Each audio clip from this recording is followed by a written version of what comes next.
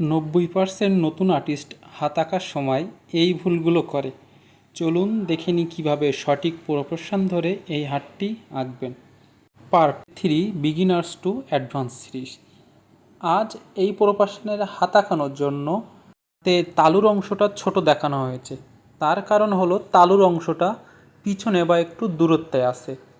আঙুলগুলো আঁকানোর সময় আঙুলের যে 4টা পার্ট হাতের তালুর থেকে গিরা পর্যন্ত ধরে ধরে পার্ট পার্ট করে এখানে ভাগ করে নেওয়া। প্রথমে হাতের তালুর থেকে একটা অংশ, তারপরে আর একটা অংশ, সর্বশেষ আঙুলের মাথার অংশটা। এখানে খেয়াল রাখবেন মাথার অংশটা যেন চিকন হয়। ছবিতে যেহেতু 4টা আঙুল থাকবে, বৃদ্ধা আঙুলটা দেখা যাচ্ছে না, এর জন্য যে বক্সগুলো করেছি বক্সগুলোর মাঝে 4টা আঙুলের যে পুরুত্ব বা যতটুকু মোটা হবে সেই এরিয়াটুকু বাইর করে নিয়েছি হালকা করে দাগ টেনে। কনিষ্ঠা আঙুলটা 3টা আঙুল থেকে একটু ছাড়া হবে, যে কারণে আমি স্কেচটা করার পরে আঙুলের অংশটা একটু বাইর করে নিয়ে এসেছি এবং নিচের অংশটা ঠিক যেভাবে আছে, যে অংশটা যেভাবে ঘোরানো থাকে ছোট ছোট এরিয়াগুলো আমি ডিটেলসে কাজ করেছি।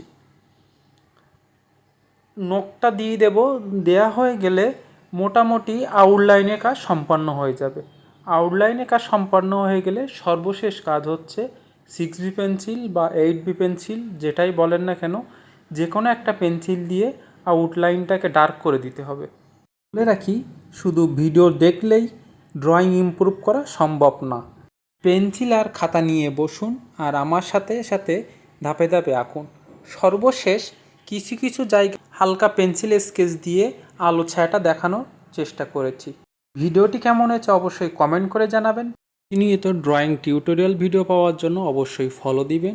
ইউটিউব থেকে দেখে থাকলে অবশ্যই সাবস্ক্রাইব করতে ভুলবেন না। ধন্যবাদ।